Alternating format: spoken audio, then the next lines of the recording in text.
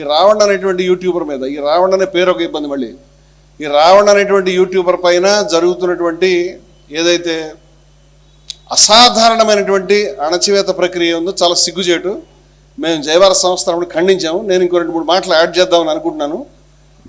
ఎందుకంటే ఆయన పైన ఒక కేసు పెడితే ఏది పెట్టారు లేదు, కోపం వస్తుంది, ఆయన బెయిల్ తెచ్చుకుంటాడు వచ్చేస్తాడు అన్నట్టుగా ఉన్నాను నేను. ఎందుకంటే అటువంటి కేసులు నేను జీవితంలో చాలా చూసి ఉన్నాను కాబట్టి. 2వ కేసు, 3వ కేసు, 4వ కేసు, 5వ కేసు, ఏంటిది, వాట్ ఇస్ దిస్?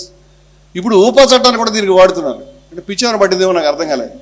ఇప్పుడు నాకు సమాచారం సమగ్రంగా లేదు, నేను కూడా చూడలేదు, నాకు స్పేస్ టైం లేక. నాకు తెలిసినంత వరకు ఆయన పైన ఆయన ఉగ్రవాదుల్ని ఏదో ఆయన స్ఫూర్తిగా ఆయన రెచ్చగొడుతున్నాడనో లేకపోతే ఆయన వీడియోలు చూసి ఊపా చట్టం పెడుతున్నారంటే, ఒకవేళ అది నిజమైతే కనుక నేను తెలుసుకున్నది, అయ్య బాబు వారెంత రావణ్, ఆయన ప్రశ్న ఛానల్ రావణ్, ఈ దేశంలో యూట్యూబర్లు అందరూ కలిసి ఎంత అండి, వాళ్ళ ఇన్ఫ్లుయెన్స్ ఎంత? మీరు సినిమాల్లో పవన్ కళ్యాణ్ గారు అన్అపాలజెటిక్ సనాతని, మీరు సినిమాల్లో నక్సలైట్లు వేషం వేసినప్పుడు ఎంతమంది ఇన్స్పైర్ అయ్యారో? 70 కేసులు పెడితే బాగుంటుంది కదా మీ మీద. మీరు జల్సా సినిమాలో నక్సలైట్ వేషం వేసుకుని డైలాగులు చెప్పలేదా? దాన్ని చూసి ఎవడో ఇన్స్పైర్ అయ్యి నక్సలైట్లో జాయిన్ అవ్వలేదా? మీకు వర్తించదా? మీ అన్నయ్య గారును మీ అన్నయ్య గారి కొడుకు మొన్న ఆ సినిమా ఏంటది ఆచార్య, ఆ సినిమా వచ్చి అలా వెళ్ళిపోయింది. ఆ సినిమాలో నక్సలైట్లు వేషాలు వేసుకుని మీరు అవసరమైనప్పుడు ఏదైనా చేయగలుగుతారు. గ్రీన్ కలర్ యూనిఫారాలు వేసుకుని ఎర్ర కలర్ మఫ్లర్లు చుట్టుకుని ఎన్ని సినిమాల్లో డైలాగులు చెప్పారు. అంటే ఏమి పిల్లి పాలు తాగుతూ ఎవడో చూడలేదు అనుకుంటుందా, లేకపోతే ఎముకలు కూడా మెళ్ళ వేసుకుని తిరిగినా తప్పులేదు అనుకుంటారా? మీకు ఏమైనా సిగ్గు లేకుండా పోయిందా? ఇప్పుడు ఈ మాటలు ఎందుకు చెప్పాల్సి వస్తుందంటే, దీనికి చాలామంది యూట్యూబర్లు సనాతన ధర్మాన్ని లింక్ పెట్టి మాట్లాడుతున్నారు. సనాతన ధర్మానికి దీనికి ఏంటి సార్ సంబంధం? ఆయన ఈయన ఎక్కిరిచ్చాడు, ఈయన నచ్చలేదు. ఆయన ఎక్కిరిచ్చినటువంటి హావభావాలు లేకపోతే విశ్లేషణ ఈయన నచ్చలేదు అనుకుందాం, ఒక నిమిషం. నచ్చలేదు అనుకోండి, ఈయన ఒక్కడే ఎక్కిరిస్తున్నారంటే ఇప్పటిదాకా. రాజకీయాల్లోకి వచ్చిన తర్వాత పవన్ కళ్యాణ్ గారు మీరు తెలుసుకోవాలి, రాజకీయాల్లోకి వచ్చిన తర్వాత ఇది తప్పనిసరి బాబు. మీకు తెలియదేమో, జవహర్లాల్ నెహ్రూ గారు మొదటి ప్రధాని, ఆయన మీద కార్టూన్లు వేసేవాడు శంకర్స్ వీక్లీలో. ఆ శంకర్ కార్టూన్లు వేస్తుంటే ఆయన ఫోన్ చేసి మాట్లాడి చాలా ఫ్రెండ్లీగా ఉండేవాడు, ఆయనతో ఏం ఇబ్బందిగా లేదు. ఎన్టీ రామారావు గారు ముఖ్యమంత్రిగా ఉన్నప్పుడు ఆయన మీద నాకు తెలిసి 1 డజన్ సినిమాలు 1/2 సినిమాలు తీశారు. అనేక రకాల టైటిల్స్తో రామారావు గారి హావభావాలను అభినయిస్తూ రామారావు అన్నట్టుగా సినిమాలు తీస్తే, ఆ సినిమాలు కృష్ణ సినిమాలు తీయించాడు సూపర్ స్టార్ కృష్ణ గారు. ఇప్పుడు రామారావు గారు లేరు, కృష్ణ గారు లేరు. కానీ ఒక ఫంక్షన్లో కృష్ణ గారు కనిపించినప్పుడు, ఏమయ్యా కృష్ణ అయిపోయినాయా సినిమాలు, ఇంకా ఉన్నాయా, నా మేము తీయాల్సిన మిగిలి ఉన్నాయా అని ఆయన అడిగినట్టుగా నేను చదివాను. అంత జోవియల్గా క్యాజువల్గా వాళ్ళు మంచి రిలేషన్ వాళ్ళు మెయింటైన్ చేసుకున్నారు. మరి ఈ లెక్కనైతే కనుక సూపర్ స్టార్ కృష్ణ మీద ఒక 70 ఊపాలను ఆ యాక్ట్ చేసిన వాళ్ళందరి మీద ఊపబెట్టి లోపల చూసి పిచ్చి పెట్టిందే. అంటే ఒక చిన్న యూట్యూబ్ ఛానల్లో వస్తున్నటువంటి ఒక విమర్శను తట్టుకోలేనంత అసహనం ఎందుకు వస్తుంది మీకు అసహనం వస్తే దానికి ఈ బొట్లు అవన్నీ పెట్టుకుని సనాతన వేషాలని ఎందుకు? ఈ యూట్యూబర్లు అంతా ఎందుకు ఆవేశపడుతున్నారు? అంటే యూట్యూబర్లు గమనించాల్సిన విషయం ఏంటంటే, ఇది ఇప్పుడు ఇలాంటి సమస్య రేపొద్దున మీకు కూడా ఎదురు కావచ్చు. మీరు అర్థం చేసుకోవాలి ఆ విషయాన్ని. ఎందుకు పెట్టారంటే అదో దరిద్రపు చట్టం. ఆ చట్టానికి బెయిల్ రాకుండా కావాలంటే చాలా దుర్మార్గమైన నల్ల చీకటి చట్టం. ఆ మాట అంటే నాకు ఏ మొహమట్లేదు, మీరు కావాలంటే ఏమైనా చేసుకోండి. పరమ నీచమైన చట్టం అది. అలాంటి చట్టాలు ఉండడానికి అవసరం లేదు. ఇప్పుడు మీరు నక్సలిజం నిర్మూలించామని చెప్పిన తర్వాత అసలు అవసరం లేదు. ఇప్పుడు మీకు నచ్చని వాళ్ళ మీద పెట్టుకోవడానికి ఉప చట్టాన్ని పెట్టుకున్నారా? మరి మీరు సినిమాల్లో చొక్కా వేసుకుని, చొక్కా లేకుండా ఇన్స్పెక్టర్ రోల్స్ అన్నీ వేసుకుంటూ ఆడిని కొట్టుకుంటూ గన్ను బయటకు పోల్చుకుంటూ దానివల్ల పోలీసులు పాడవట్లేదా? దాని మీద కేసులు పెట్టడం, మందు దాక్కుంటూ మీకంటే వయసులో పెద్దవాళ్ళని చెంప పగలగొట్టుకుంటూ రకరకాల డ్యాన్సులు చేసుకుంటూ మీరు చేసినప్పుడు దానివల్ల ఎవరు పాడవలేదండి? యూత్ ఓన్లీ రావణ్ని ఎక్కడో హిడ్మా ఎన్కౌంటర్ని ఖండిస్తే మొత్తం మాడిపోయారా? ఏమిటిది? What is this nonsense? NT Rama Rao గారి హయాంలో పెంగళ దశరథరావు చంపేశారు. దశరథరామ హత్యలో రామారావుకి సంబంధం ఉందా? చంద్రబాబు నాయుడు సంబంధం ఉందా? లేదా? ఎందుకంటే కేసులన్నీ క్లోజ్ అయినాయి, వాటి మీద కేసులు నడిచినాయి, వాటిని ఏదో రకంగా క్లోజ్ అయినాయి. ఆ విషయాలన్నీ ఇప్పుడు చెప్పుకుంటే వేస్ట్. ఇలాంటి 1-2 విషయాలు మినహాయిస్తే రామారావు గారు జోయల్గా తీసుకునే సందర్భాలు ఎక్కువ ఉన్నాయని నాకు గుర్తు. ఈ స్థాయిలో ఒక మనిషిని ఒక కేసు తర్వాత ఒక కేసు, ఒక కేసు తర్వాత ఒక కేసు పెట్టే విధంగా వ్యవస్థల్ని దిగజారిస్తే ఈ దేశం ఎక్కడికి పోతుందని నేను అడుగుతున్నాను. ఆయన నాస్తికుడు అయితే ఏమైంది? నాస్తికుడైతే ఏమైందండి? హిందూ మతంలో నాస్తికత్వం ఒక భాగం. హిందూ మతంలో నాస్తికత్వము, అజ్ఞేయవాదం ఇవన్నీ భాగాలు, అనివార్యమైన అవిభాజ్యమైన భాగాలు. మీకు తెలియకపోతే తెలుసుకోండి. మరి రావణ్ తనను తాను హిందూ కాదు క్రైస్తవుడు, అది కూడా అభ్యంతరం లేదు. నేను నాస్తికుడే హిందూ కాదు, అది కూడా అభ్యంతరం లేదు. అది ఆయన ఇష్టం.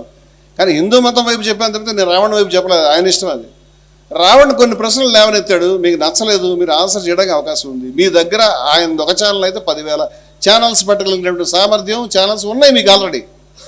వాటిలో మీరు చేయించుకోండి. పోనీ పరువు నష్టం దావా వేసుకోండి, లేకపోతే ఏదైనా కేసు పెట్టించి దాని మీద ఏదైనా చేయండి. కానీ అంటే అవన్నీ కూడా నాకు తెలిసి అడ్వైజబుల్ విషయాలు ఏమి కాదు. మీరు పట్టించుకోకుండా ఉండి మీ ఆచరణ ద్వారా మీరు ప్రజలకు ఎంత గొప్ప మేలు చేస్తున్నారో, సనాతన ధర్మానికి మీరు చెప్తున్న సనాతన ధర్మానికి ఎంత మేలు చేస్తారో చెప్పుంటే బాగుండేది కదా. అలా కాకుండా దేశం అంతా చూస్తారు, 2 తెలుగు రాష్ట్రాలు కాదు బయట దేశం అంతా చూస్తారు, సిగ్గుపడుతున్నారు మీ బిహేవియర్కి. ఈ విధంగా ఒక యూట్యూబర్ని కేసులు పెట్టి ఉపాధి చేస్తే రేపు పొద్దున్న ఆయన పారిపోయడాన్ని ప్రయత్నించి రేపు పొద్దున్న ఎన్కౌంటర్ చేస్తామని చెప్తే మరి దేశం అంతా ఇలాగే నడుస్తుందని అనుకుంటే ఏమి పద్ధతి ఇది? ఇది దారుణం అన్నా కూడా మాటలు సరిపడలేదు. దీనికి చాలామంది కూర్చుని ఆయన ఎవరితోటో ఎప్పుడో ఉన్నాడు, లేకపోతే ఆ మార్ఫింగ్ వీడియోలు తయారు చేస్తారని చెప్తున్నారు. అదేవిధంగా ఆయన కులం మీద చర్చిస్తారు శాటిలైట్ ఛానల్స్. సిగ్నల్ లేదు. ఆయన కమ్మవాడా కాదా, ఆయన దళితుడా కాదా, ఇవి అవసరమా? ఆయన కమ్మవాడైతే ఏంటి, దళితుడైతే ఏంటి, కాపు అయితే ఏంటి, ఎవరైతే ఏంటి, దానికి కేసుకి ఏమిటి సంబంధం? ఇప్పుడు ఆయన మీరంతా తెలుసుకోండి, ఆయన కమ్మవాడు కాదని ఒక ఛానల్లో చెప్తున్నారు, ఆయన కమ్మవాడే అని ఇంకో ఛానల్లో చెప్తున్నారు. మీకే పిచ్చి పట్టిందిరా? ఇది ఏం చేయమంటారు మమ్మల్ని? ఆయన కమ్మవాడైతే కేసులు పెడతారా, కాకపోతే కేసులు పెడతారా? తెలుసుకుని మేమేం చేయాలి? ఆయన కులంతో ఏం సంబంధం ఇక్కడ? ఆయన ఏమైనా నేరం చేశాడా లేదంటే, ఒకటి బుద్ధి వివేకం ఉన్న వాళ్ళంతా కూడా మీరు పెట్టే కేసులకి ఆయన చేసిన నేరాలకి ఏమైనా సంబంధం ఉంది అనుకోరు. అటువంటి నేరాలు 10,000 రెట్లు మీరు ఎక్కువ చేస్తున్నారు. మీరు రాజకీయ నాయకులు వాడుతున్న భాష, మీరు మంత్రులు ముఖ్యమంత్రి, మీరు పవన్ కళ్యాణ్ ఒకటి అంటలేదు నేను ఈ విషయంలో. దేశంలో రాజకీయ నాయకులు అంతా అట్లా తయారైనారు. తిట్టేవాళ్ళు, భయంకరంగా తిట్టేవాళ్ళు, నువ్వు చావరాన్ని తిట్టేవాళ్ళు, ఈ దూషణలన్నీ వింటా ఉన్నాం. ఈ కాలుష్యం అంతా నడుస్తూ ఉంది, దాన్ని ఎవరేం అంటలే.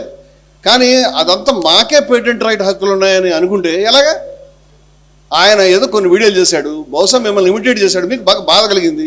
ఇరిటేషన్ వచ్చినప్పుడల్లా ఊపా పెట్టుకుంటూ వెళ్ళాక మీరు పవర్లో అధికారంలో ఉన్నది. మీకు అర్థమైనటువంటి సనాతన అంటే అర్థం అదా?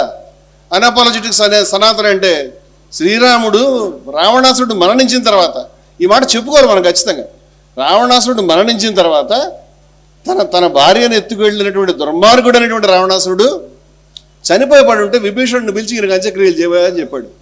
అట్ట చేస్తాను, పరమ దుర్మార్గుడు వీడు, నేను చేయను అని చెప్తే లేదు అది మరణంతో ఆయన మనకు ఉన్నటువంటి వైరం, మరణాంతాన్ని వైరాణి, వైరములన్నీ మరణంతో ముగిసినవి. అందుచేత నువ్వు ఇతనికి ఈ అంత్యక్రియలు చెయ్యి. అంతేకాకుండా అతను నీకు ఎలాగో నాకు అలాగే. నీకు ఎలాగా? నీ సోదరుడు, నాకు కూడా సోదరుడు. భార్యను ఎత్తుకెళ్ళినటువంటి దుర్మార్గుడిని నాకు సోదరుడు అనగలిగాడు శ్రీరామచంద్రుడు. అది ఈ ధర్మం యొక్క విశిష్టత. మనం ఏమైనా అర్థం చేసుకోదలుచుకుంటే, అంటే మీరు బొట్లు పెట్టుకుని మంచి కండువాలు వేసుకుని సనాతన ధర్మాన్ని గురించి మెట్లు కడిగో లేకపోతే ఎక్కువ వచ్చి మీరు చేసేటువంటి పనులు సరే మంచిదే, కానీ మీరు అర్థం చేసుకోవాల్సిన ధర్మం యొక్క తత్వంలో ఏముందని అర్థం చేసుకోవాలి. మీ మంత్రివర్గంలో ఉన్నటువంటి కాశీనారాయణ క్షేత్రం కూలిపోతే ఒక్క చిన్న మాట మీ నోట్లో వెళ్ళే. ఇప్పటిదాకా అయోధ్య రామాలయంలో జరుగుతున్నటువంటి అక్రమాల మీద కూడా ఒక్క మాట వెళ్ళే. అన్అపాలజెటిక్ సనాతన అంటే అర్థం అదేనా అర్థం? అన్అపాలజెటిక్ సనాతన అంటే నచ్చని వాళ్ళని కాలు పెట్టి తొక్కడం. ఈ నేలలో సంస్కృతి లేదు. మీకు తెలుసో లేదో రావణాసుడు కూడా గుళ్ళు ఉన్నాయి ఈ దేశంలో. అటువంటి దేశం మనది. ఎందుకంటే మన దగ్గర ఎవరికి వైరం లేదు, హీరో లేడు, వెళ్ళలేడు, అందరి దగ్గర అన్నీ నడుస్తూ ఉంటాయి. ఆయనకో దండం, ఈయనకో దండం, అంతే పద్ధతి మనది. అట్లాంటిది ఈ ధర్మంలో పుట్టి ఈ రకమైనటువంటి ఫ్యాసిస్ట్ ధోరణులు పోనీ మీ మతం మీరు నడుపుకుంటే రాజకీయం ఎక్కడ ఉండండి. ఈ మతం కాకుండా దీనికి రాజకీయమే కాకుండా మతం కలర్ మీరు ఇస్తున్నారు. మతం కలర్ ఇస్తే ఈ మతం ఎలాంటిదేమో అనే అభిప్రాయం వస్తుంది. ఈ మతాన్ని అనుసరించే వాళ్ళు ఇలా అనుసరించాలేమో, ఇది ధర్మరక్షణ ఏమో అనుకుని చాలామంది యూట్యూబర్లు ఆవేశపడుతున్నారు. దీనికి ధర్మానికి ఏంటో సంబంధం? మీకు అని పిచ్చి పట్టిందా? ఇలాంటివన్నీ కట్టిపెట్టండి. మేము తీవ్రంగా ఖండిస్తున్నాం. ఆ అబ్బాయి చేసినటువంటి రావణ్ అనేటువంటి వ్యక్తి, నేను విజయవిహారం ఎడిటర్ని, నేను చాలా ఇట్లాంటి దొంగ కేసులు అసలు కేసులు జీవితాంతం ఎదుర్కొన్నాను. అతడు చేసినటువంటి వాటిల్లో అతడి శైలిలో చాలామందికి అభ్యంతరాలు ఉన్నాయి, అనుమానం ఏం లేదు దాంట్లో. అతడి శైలిని నేను వ్యక్తిగతంగా సమర్థించను, కానీ అతడి శైలికి పట్ల మీ రియాక్షన్ మాత్రం ఎట్టి పరిస్థితుల్లో ఖండనార్హం, దుర్మార్గం మీరు చేస్తున్నటువంటి పని. అతని మీద కేసులు తక్షణమే ఎత్తేసి అతని దారిని అతను ఉండనిస్తే మంచిదని నా ఉద్దేశం. లేదంటే నచ్చని వాళ్ళ మీద ఏ కాలుతోటైనా తొక్కి కాలు రాస్తామనేటువంటి ధోరణిని మేము అంగీకరించమని చెప్తున్నాను నేను. So we are with Ravan and we definitely condemn his arrest. ఆయన మీద కేసుల్ని, అరెస్ట్ని ఖచ్చితంగా మేము ఖండిస్తాం. ఆయన్ని రిలీజ్ చేయాలని, బేషరతుగా రిలీజ్ చేయాలని డిమాండ్ చేస్తాం.